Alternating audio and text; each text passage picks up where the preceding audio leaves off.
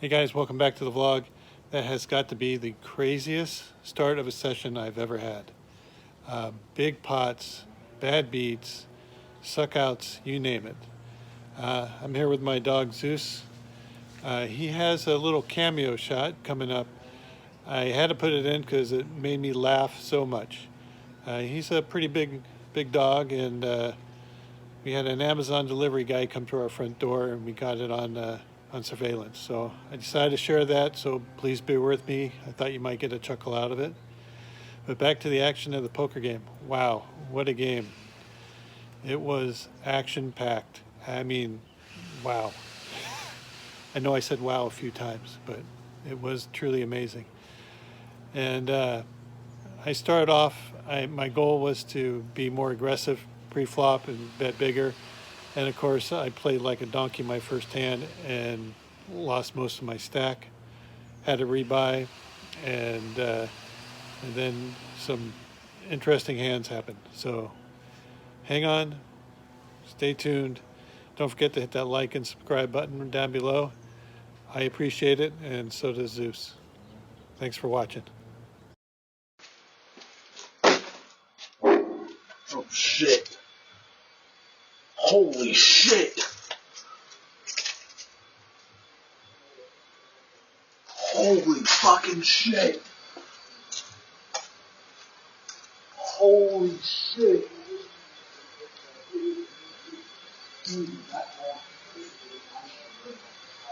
All right, we're back at Capital. The 1-3 challenge is over, so now just getting some play. Today I'm going to be concentrating on coming in more aggressively and also increasing my bet size. Okay, so we head into the 1-3 game, buying for 300. All right, so the first hand of the new game, I pick up King Jack offsuit in the cutoff. We got one limper to me. I go ahead and raise to 17. The button calls and the limper calls. I decided I want to be very aggressive early in the round and make my bet sizing bigger, but instead I just kind of played like a donkey for my first hand. So the first player checks to me. I go ahead and make a C bet for $30. I'm okay with this play. When the person on the button calls, I should have some alarm bells going off. He either has some sort of flush draw, or at least a pair, or maybe even a 9. Turn card comes as a king.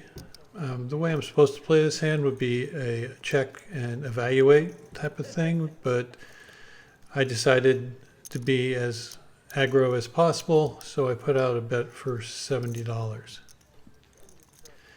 Now the button starts taking his time, and in my experience, when people take their time like this, it usually indicates that they have a big hand and they're trying to figure out how much to raise. But in my current state of mind, as someone who's trying to be hyper aggressive, I decided that if he did try to make a play, I was just going to shove on him. So he counts out a raise and he announces his raise. And me being the donkey that I was this hand, I go ahead and shove for my remaining stack. I have him covered. And it doesn't take him long to call.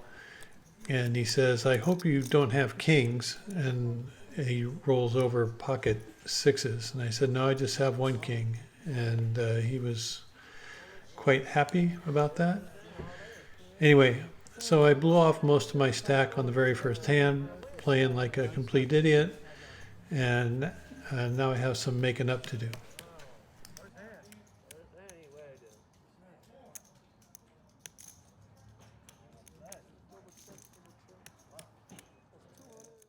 So after buying an additional $200 to get my stack up, it's been maybe 4 or 5 hands, and I looked down at 8 and 9 of clubs, and I opened for a raise under the gun to 13.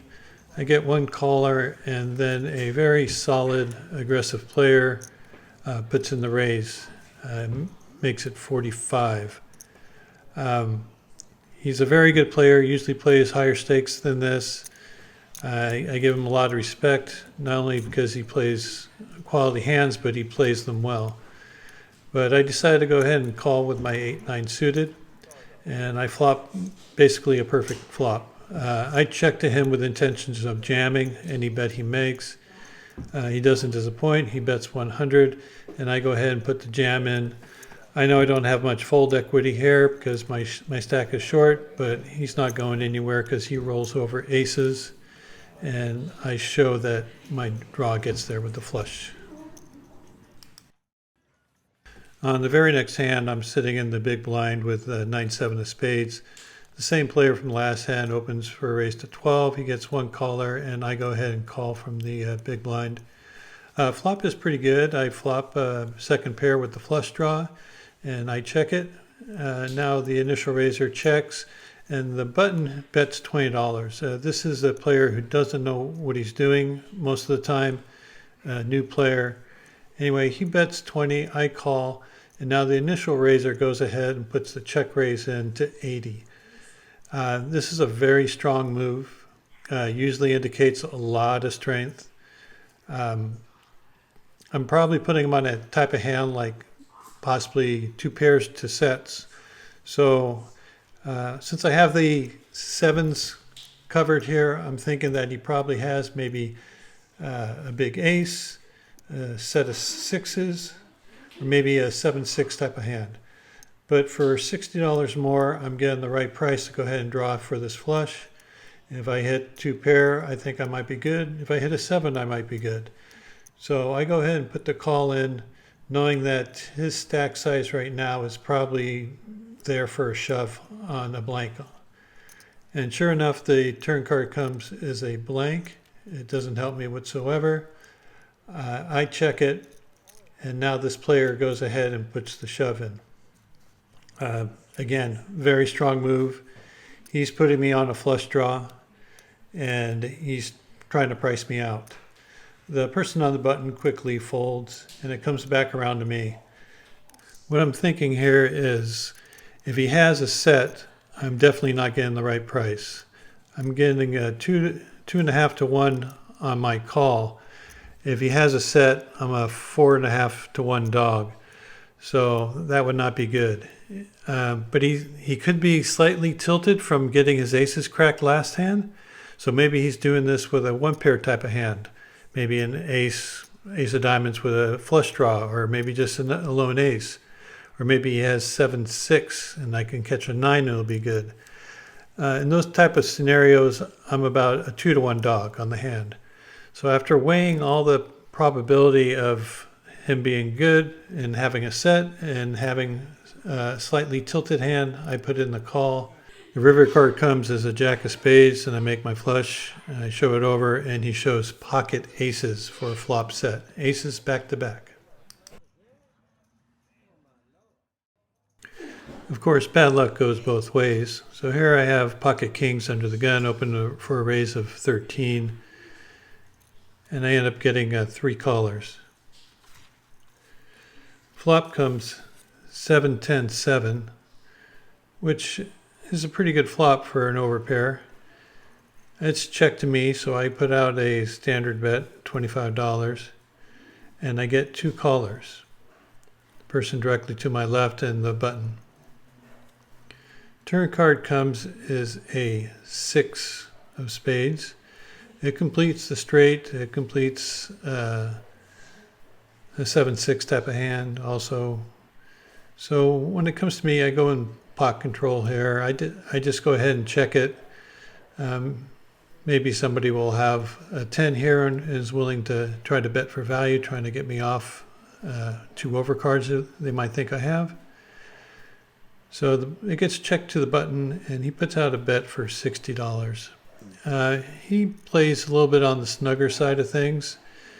So I don't expect him to be overvaluing a weak 10. So he either has a strong 10, a straight, or a 7. But since I underwrote my hand, I decided to go ahead and put the call in. The river card comes as a 5 now. Doesn't change anything. And he bets again $60. This feels very value heavy.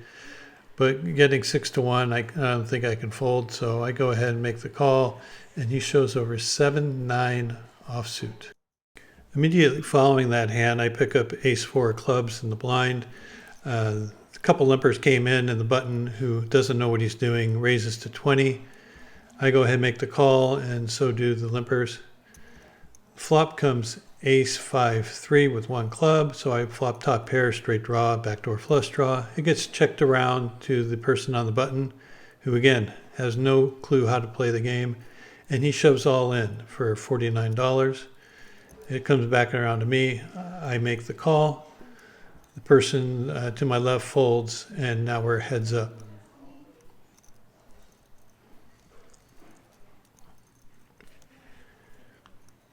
I actually feel pretty good about my hand, especially when he turns over king 5 offsuit, and then he catches a 5 on the river.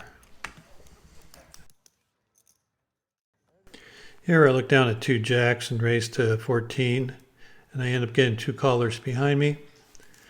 The flop comes ace 8-7. Not the ideal flop for my hand. It has 2 clubs on board also. I decided to check it, and it gets checked around. So I like my hand a lot better now that they both check behind.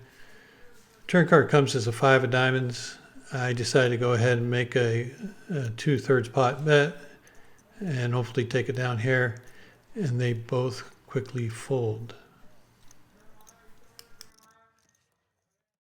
A couple hands later, I look down at ace king offsuit, open for a raise to 16, and only the small blind gives a call. Flop comes queen deuce 3 with 2 hearts. He checks to me, so I'm going to make a standard continuation bet. I can represent a queen here pretty good. And he goes ahead, he puts in the check raise to 45. I don't really care for that. I don't have a heart in my hand. If I had maybe the ace of hearts or the king of hearts, I might go ahead and put in a call here, take one off. But this player hasn't got out of line, so I'm going to give him respect and get out of the way. Here I have a pair of 8s. Someone opens for a raise, and I call for the 13 before the flop. The action has been really picking up. Every hand I'm involved in, and even the hands I'm not, there's a lot of action. Pots are getting big. This flop misses me completely. Comes jack 9-5. So when it's checked to me, I go ahead and check it. The player in the cutoff or the hijack now bets out, and the next player calls on the button, and it comes back around to me. I'm just getting out of the way, but every time I have a pair of 8s, it seems like we have a monster pot going on. So I go ahead and keep the camera rolling. As the turn card comes as a ace of spades. It gets checked to the person on the button, who puts out a bet for $100. As I said, this player doesn't get out of line too much. The player to my left makes the quick call for the 100. The river card comes as another ace.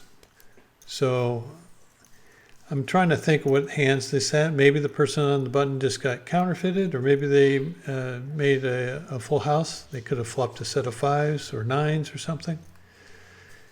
Anyway, the player to my left checks. The person on the button thinks for a while and then goes for the jam. He has about $280 in his stack, and the person on my left has him covered. He thinks for a while, asks how much it is, and then he says, well, I guess it really doesn't matter. I can't fold this.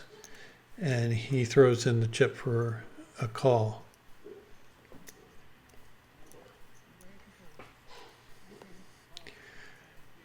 So we have a $900 pot, and the player on the button shows ace 9, and the caller had ace queen.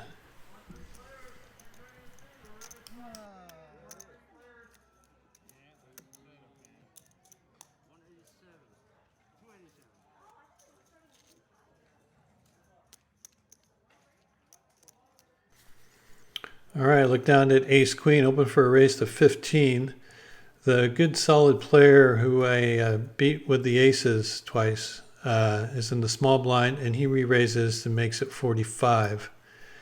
As I said, I give him a lot of respect, so I just put in the call here. The flop comes 8-8-4 with 2 hearts. He checks it over to me. I'm thinking he has a pocket pair or maybe an ace king, ace queen type of hand. The turn card comes as the king of hearts, and this is where I make a mistake. At this point, I should go ahead and represent the king and put out, a 2/3 pot bet. I checked, and now when the jack comes, I really don't think that I would bet a jack for value here, so I just check behind, and he rolls over a pair of 9s to take it down. I pick up ace queen once again. It was a live 6. There's one limper for the 6, and it comes around me in the small blind. I squeeze to 36, and only the limper calls. The flop comes as king 10-7 with 2 spades. That's right in my perceived range, so I go ahead and bet 25, and the limper ends up folding.